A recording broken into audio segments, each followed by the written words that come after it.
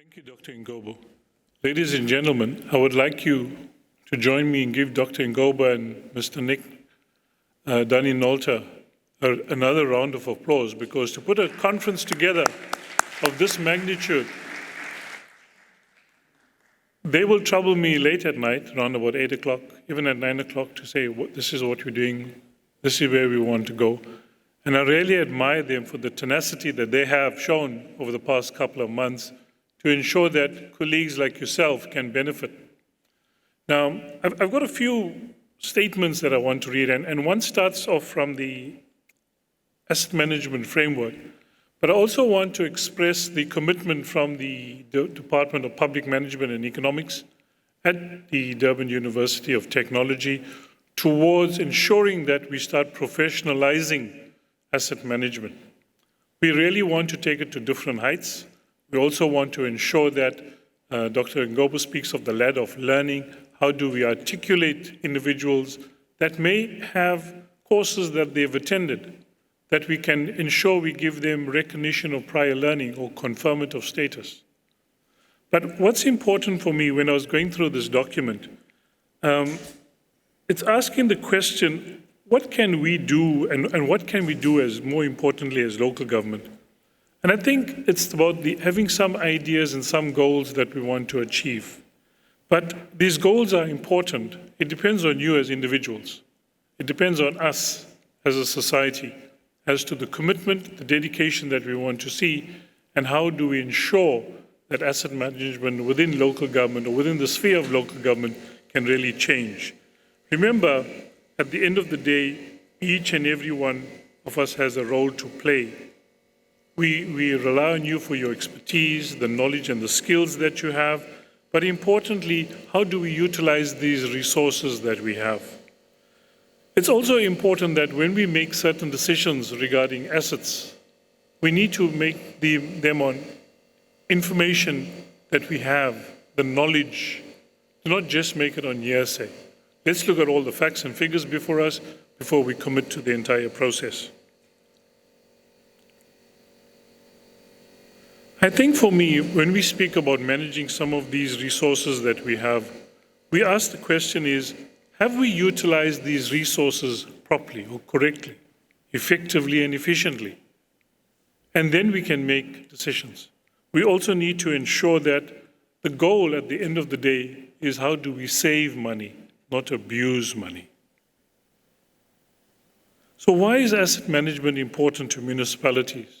For me, the ultimate objective of improving municipal asset management is to help municipalities meet a required level of basic services in the most cost-effective manner through the management of physical assets, land, buildings, infrastructure for present and future customers. Ladies and gentlemen, please think about our future, people that are coming after us, and let's ensure that we have a sustainable asset management process going forward. So how should asset management look like in local government? It should be seen as a system which management could use for critical decision-making purposes, which is inoperable and pivotal for service delivery, expenditure management, and in some cases, do you want to make a profit or do you want to ensure that service delivery is given to society? So in order for us to achieve this view of having effective asset management, we need to have proper dialogue. And for me, the dialogue from yesterday to today is what is going to take us over the line. Remember, we can only do so much, but it's how we do it. We are the custodian. People have put our faith in your hands or in our hands as public servants. What we do with it is very critical. So I want to wish each and every one of you success, especially over the next couple of days as we head into Christmas. But equally importantly, that when we leave this venue, what do we do, Dr. Ngobo, with the knowledge that we have gained? How do we put it into practice? And I must admit that Mr. Nolte and Dr. Ngobo have really committed themselves to this process. We're talking about an academic book, but it's also going to be practitioner user-friendly. It's not about the theory, it's about the practice. It's about how do you mentor the young students that come into the organization? How do we mentor colleagues here? Something that is lacking for far too long is our commitment, the coaching and the mentoring to the people and sharing of practices. Dr. Indaba spoke about the partnership that we have with DePaul University in Chicago. Dr. Indaba, there's a strong possibility we're going, and maybe he will twist the minister's arm yesterday. The minister, Dr. Kusizana Zuma, that was here yesterday, hopefully he'll be able to twist the arm to ensure that there's a team going. It's not to say that they are the best, but it's how can we use from some of their practices?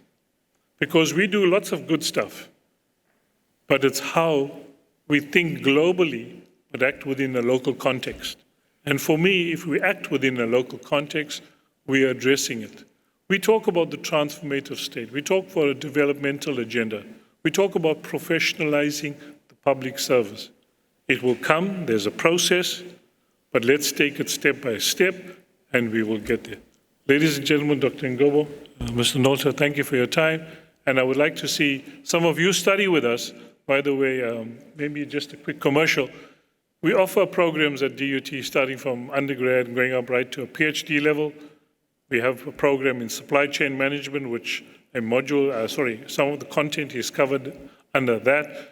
But we would really want to see it becoming a standalone program in the future, and we're also looking to recalculate. So with the two colleagues, we are on that path. So Dr. Indaba and colleagues, thank you very much.